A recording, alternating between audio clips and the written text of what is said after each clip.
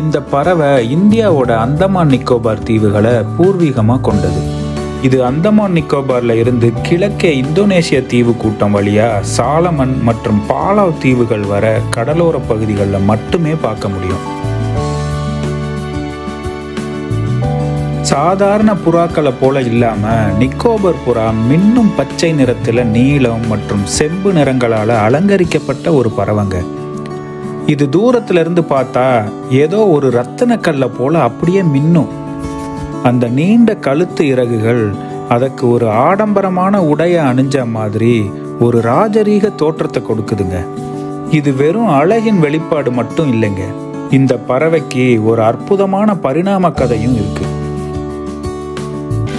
நிக்கோபர் புறா ஐரோப்பிய விஞ்ஞானிகளால் அதிகாரப்பூர்வமாக விவரிக்கப்பட்டதுக்கு முன்னாடியே பல நூற்றாண்டுகளாக தீவில் வசிக்கிற பழங்குடி மக்களுக்கும் ஆரம்பகால கடல்சார் வணிகர்களுக்கும் இதை பற்றி நல்லாவே தெரிஞ்சிருந்ததுங்க.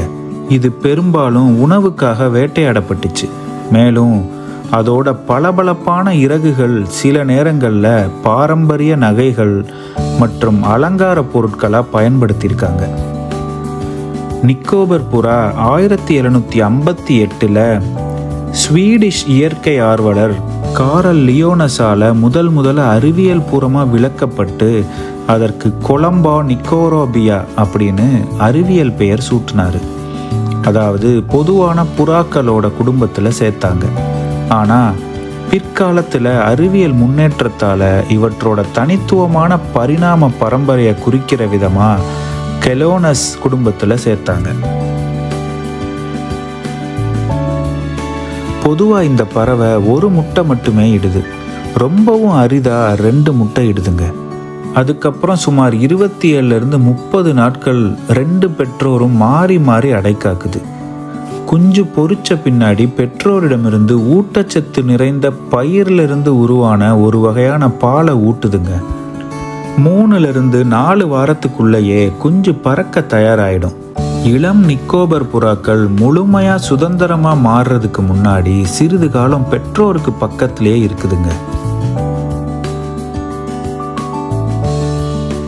இந்த அழகான பறவைக்கு India, Solomon islands, Bala, Philippines, Tonga, Romania, central African republic போன்ற பல நாடுகள் தபால் தலைகளை வெளியிட்டிருக்காங்க. இவ்வளோ ஏங்க, யுனைடெட் நேஷன்ஸ் கூட நிக்கோபார் புறாவுக்கு தபால் தலைகள் வெளியிட்டிருக்காங்க. இந்த வீடியோ பிடிச்சிருந்தா கீழே இருக்க லிங்கை கிளிக் பண்ணி இதனுடைய முழுமையான வீடியோவை பாருங்கள். மறக்காமல் நம்ம சேனலுக்கு சப்ஸ்கிரைப் பண்ணி உங்களுடைய ஆதரவை கொடுங்க.